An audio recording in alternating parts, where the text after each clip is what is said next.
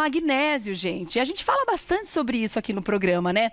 Será que a gente deve suplementar? Será que na alimentação a gente consegue todo o aporte de magnésio que a gente precisa? Qual é a função dele no organismo? Por que tantos médicos estão falando a respeito dessa substância? A gente vai conversar sobre isso com a endocrinologista, doutora Andressa Heimbecher. Heimbecher. Tudo bem, querida? Tudo bom. Bem-vinda. Obrigada. Prazer, viu? Olha, tá aí um assunto que tá super em alta. Exato. E a gente precisa entender um pouco mais por que o magnésio está sendo hoje o queridinho de muitas situações, né? Exato. Ele realmente, como a gente costuma brincar aqui, é ele que vai comandar muitas funções no organismo? Eu falo que muito tempo ele foi um patinho feio, porque não tinha tanto estudo sobre magnésio e de uns anos para cá realmente começou a acontecer um boom de estudos e estudos maiores, estudos menores, porque o magnésio, ele é responsável por mais de 300 reações químicas no nosso organismo. Tá. E aí é por isso que ele foi ganhando corpo e foi se descobrindo que mais de metade da população dos Estados Unidos tem falta de magnésio. Olha só. E aí foi se entender o porquê. E aí eles começaram a linkar, por exemplo, níveis de obesidade com magnésio, níveis de diabetes com magnésio. Então, pessoas que teriam deficiência de magnésio poderiam ter mais chances de ter regulação alterada da insulina. Tá. Será que isso levaria ao desenvolvimento de diabetes? E aí começou a ter um boom de informações e hoje aí eu vim falar as principais para vocês.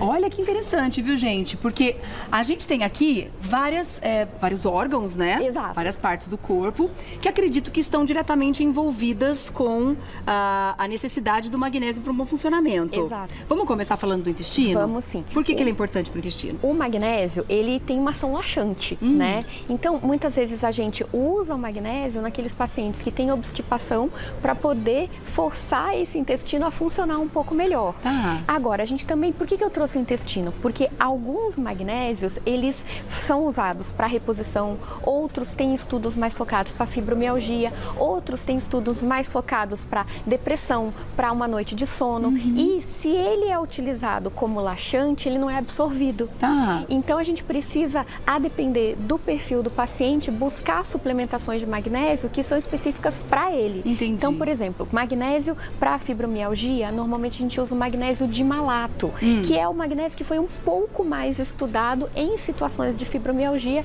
e que tem mais evidências científicas. Agora, se a gente usa, por exemplo, um paciente que só precisa repor e não quero que ele tenha alteração de hábito intestinal, a gente pode usar, por exemplo, o cloreto de magnésio. Então, gente, é um mundo. A gente tem hoje mais de 10 tipos de magnésio. Vocês vão ver que vocês jogam na internet, tem vários tipos de magnésio e para escolher tem que ser o seu médico, tem que ser também os profissionais da nutrição também têm ajudado a gente em entender um pouco mais sobre qual é o melhor magnésio para repor. Então, é um conjunto de evidências científicas para a gente poder entregar o melhor. Então não é um tipo de magnésio só, como Não. a gente toma, por exemplo, a vitamina D. Não. É a vitamina D e acabou. Não. Existem Vários. magnésios diferentes Exato. para necessidades diferentes Exato. e quantidades diferentes também. Também, mas aí o que a gente acaba fazendo? E aí isso, eu sempre conto para os meus pacientes que a gente vem aprendendo nos últimos anos. Lembra quando, faz mais ou menos uns 10 anos, a gente falava muito de vitamina D? Sim. E aí, antes a gente não dosava e de repente a gente começou a dosar a vitamina D e aí a gente viu que estava faltando também. Estava faltando na maior parte da população, tinha estudos mostrando a associação com osteoporose, claro, mas também com, por exemplo, risco cardíaco. E agora a gente está na onda do magnésio. O magnésio é hoje um dos minerais mais bem estudados recentemente. Tá. Então, o que a gente começou a entender é que pequenos grupos de pacientes iam ter benefícios específicos com tipos diferentes de magnésio. Quer ver uma coisa? Quem já teve problema de pressão alta, pré-eclâmpsia, a gente usava muito, eu me lembro quando eu estava na faculdade, sulfato de magnésio. A gente ainda usa muito sulfato de magnésio no tratamento dos quadros de pré-eclâmpsia, por exemplo.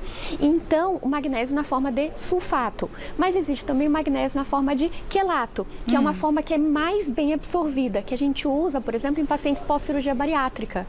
Então, também cai na questão do intestino. O paciente que fez cirurgia bariátrica, que tem um pedaço do intestino, encurtou, ele vai ter dificuldade de absorção. Então, a gente precisa colocar o magnésio, que é a forma quelata, que é a forma que é mais bem absorvida. Mais bem aproveitada pelo corpo. Exatamente. Então, são quantos tipos de magnésio para a gente entender? Para mais de 10 tipos. Tem bastante. Tem bastante. Então vamos falar dos mais tipo. comuns, né? Você disse que o quelato é um deles. O quelato é um deles. A Aham. gente fala muito também do magnésio, que é associado com ácido málico. Então, magnésio a forma malato ou dimalato, que a gente fala mais comumente, que a gente encontra mais comumente. E eu tenho uma dica para quem está em casa. Dimalato, mal, lembra mal de dor. Então, ele tem mais estudos para fibromialgia, porque fibromialgia tem dor. Então, dimalato com o mal da dor. É só para o pessoal ter um link em casa. Tá. Eu só reforço, Rê, que assim, a gente não deve comprar assim sem Indiscriminadamente. Indiscriminadamente.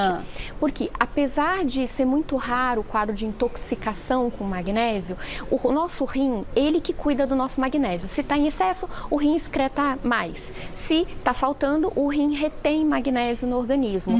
Mas, por exemplo, nas pessoas que têm problemas renais, tem que ter orientação médica para usar. E que também, quem não tem, é bom ter uma orientação de um profissional da área da saúde, seja um nutricionista, um nutrólogo, um endócrino, o seu ginecologista, tem que ser alguém habituado a orientar, se for necessária, a reposição de magnésio. E sempre vai precisar de um exame, de um hemograma para balizar se está faltando ou não. O magnésio, a gente dosa no sangue. A gente pede assim, dosagem sérica de magnésio. Só que para o magnésio alterar no sangue, a gente tem que ter uma alteração muito grande, porque o nosso corpo, sabiamente, o que ele faz? Ele manda o rim poupar magnésio e ele tira magnésio do osso. A nossa maior reserva é no osso do magnésio. O cristal, que é o cristal do cálcio, ele precisa de magnésio para ter uma boa construção no osso. Entendi. E aí a gente cai na história também dos pacientes que têm osteoporose, precisar conversar com o seu médico se vão precisar fazer reposição de magnésio ou não. O importante é não usar indiscriminadamente. Tá. A gente falou do intestino. Vamos falar então agora dos outros órgãos que podem também precisar do magnésio para o funcionamento. O que acontece com o coração? Coração, então, várias coisas. Coração é o seguinte, o magnésio, gente, ele é responsável por uma contração correta do coração. E quando existe falta de magnésio, a gente percebe que o paciente, ele pode estar mais propenso a ter alterações de contração do coração. Então, mais do que isso, existe um estudo muito interessante mostrando que os pacientes que têm mais risco de problemas de aterosclerose, ou seja, de entupimento de vasos sanguíneos, eles têm maior chance de ter falta de magnésio. Então, eu trouxe o coração para mostrar para vocês que não é só a contração do coração, mas sim tudo que pode colocar em risco a saúde do coração. Tá. E no cérebro, qual que é a atuação dele? Aí no cérebro eu vou linkar, Rê, com aquele chocolate lá embaixo. Chocolate? Tá? Tem um chocolate perdido aí. Tem. Bonito. Então, O que acontece com o chocolate, o cérebro? Vamos lá. Os pacientes que têm falta de magnésio têm mais chance de ter o que a gente chama de craving, que é fissura, que é a busca por alimentos mais doces. Vixe. E eu sou fã de padrão alimentar, né? Então, eu estudo isso, por quê? Porque o magnésio e o chocolate tem tudo a ver. Porque o magnésio no chocolate, o meio amargo, é um de maior concentração.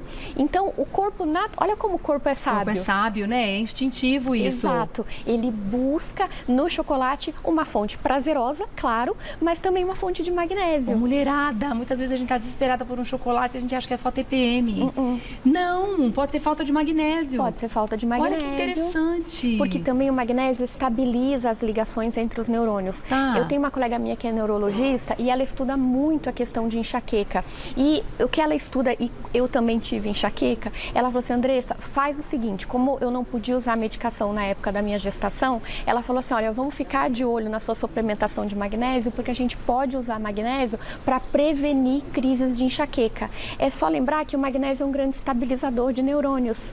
Então a gente pode usar, claro, com indicação do neurologista também para prevenção de enxaqueca. Então é interessante para as pessoas que sofrem com enxaqueca dar uma olhada nessa falta, né, nessa necessidade que o seu organismo pode estar tendo de magnésio. E é Olha, importante ficar de comum, olho, né, gente, nos sintomas. Porque assim, por exemplo, cãibras. Às vezes a gente só se liga no potássio, né? Mas cãibra também tem a ver com concentração de magnésio. E aí falta dele. Falta de magnésio. E aí a gente come uma banana e acha que está comendo a banana e está melhorando o potássio, mas a banana também é fonte de magnésio. Ai, olha que interessante, boa. Agora tem também alguma questão ligada à tireoide. tireoide, essa glândula tão importante. Tem. E o magnésio atua que jeito aqui? O magnésio ajuda, a nossa tireoide, ela fabrica dois principais hormônios, o T3 e o T4.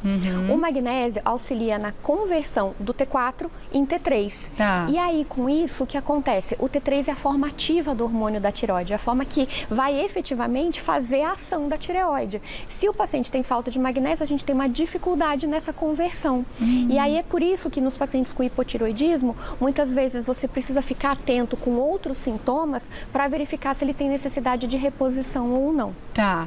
Bom, vamos passar para o assunto alimentação então, porque já que a gente observou lá nos Estados Unidos, provavelmente aqui, como a gente tem muita similaridade na alimentação também, né, com nossos hábitos atuais de vida moderna e etc, provavelmente está faltando magnésio aqui também, como foi observado lá fora, provavelmente isso acontece aqui. Então quer dizer que na alimentação não está sendo suficiente. Exato. Então, por mais que a gente coma fontes riquíssimas de magnésio, dificilmente a gente vai conseguir o aporte necessário do dia? Muitas vezes o que acaba acontecendo, alguns alimentos conflitam na absorção, por exemplo, alimentos ultraprocessados, alimentos ultracalóricos industrializados, às vezes você até pode colocar uma salada junto, mas às vezes impede a absorção correta do magnésio na alimentação. O ideal, hoje, se a gente for ver, é tentar aquela história, desembalar menos e descascar mais. E aí, quando vocês olham para essa mesa aqui embaixo, vocês vão ver, é uma mesa, tudo bem, gente, tem o chocolate, também a gente merece ele de vez em quando. Um agrado é bom, né? Acabamos de passar pela Páscoa, falar que não pode chocolate vai ser complicado. Exato. Né? Mas a gente olha, são alimentos que a gente encontra, por exemplo, amêndoas, castanhas. Eu costumo brincar o seguinte, a gente vai lembrar de amêndoas com as castanhas, mas a gente vai lembrar também de fibras. Sim. Então, vegetais verdes escuros, por isso que tem a couve aí. O brócolis, abacate também é uma fonte importante. Sabe aqueles peixes mais oleosos? Por exemplo, o salmão também é uma fonte importante de magnésio. E aí a gente começa a ver que, na verdade, gente, é uma alimentação diversificada. Sim. Que faz diferença quando a gente fala em absorção e, obviamente, de aporte de magnésio, de consumir magnésio de forma adequada. Então, aqui, como a gente tem esses exemplos, ó, você colocou aqui algumas castanhas. Aqui é gergelim ou é linhaça? É gergelim, né? Exato. Amo. Olha maravilhoso. Aí. Tem aqui amêndoas, né? Tem amêndoa, tem avelã, tem amendoim. Castanhas, são leite. As nuts, né? As nozes, as sementes oleaginosas no geral, né? Leite também é uma boa fonte de magnésio, também. como você falou, as folhagens, né? Principalmente as escuras, espinafre. Arroz integral? Arroz integral e semente de abóbora. Semente de abóbora é o que mais tem magnésio e arroz integral também tem bastante magnésio para a gente poder compor uma dieta. Boa. Você vê, é rico, né? É rico. Coisas naturais, né? É o que você falou, a questão de comer as coisas industrializadas. Não adianta nada a gente comer... eu tô tirando as comidas industrializadas, que é o que eu chamo de lixo, né? Aí eu vou tirar o lixo, eu tô comendo um lixo no dia, mas tem um monte de outras coisas boas. Muitas vezes esse lixo que a gente escolheu comer naquele dia é justamente o que vai atrapalhar a absorção de muitos outros nutrientes, inclusive o magnésio, né? E tem uma questão também, Rê, que a gente vem falando há muitos anos, que é essa questão da inflamação do organismo, né? Hoje, por exemplo, a gente considera a diabetes tipo 2 uma doença inflamatória. E aí, quando a gente olha, o magnésio está associado na produção de insulina e na resistência à insulina, que é o comecinho do caminho para o diabetes tipo 2. Tá. Então, é olhar a saúde como um todo. Eu acho que o recado da pauta é, nem todos precisam suplementar, mas talvez muitos vão precisar. Mas não pode faltar de forma nenhuma, né? Exato. Então vamos procurar um médico, vamos entender como é que tá a nossa saúde. Então eu quero agradecer, obrigada pelo papo, viu, doutora? Doutora Andressa Heimbecher. Meu Deus, não deu certo. Obrigada, meu querida. A doutora Andressa é endocrinologista e você faz contato através do Instagram, @endocrinologiaemdia. Exato. É isso? Endocrinologia em dia. Obrigada, minha querida. Obrigada. Beijo, até a próxima.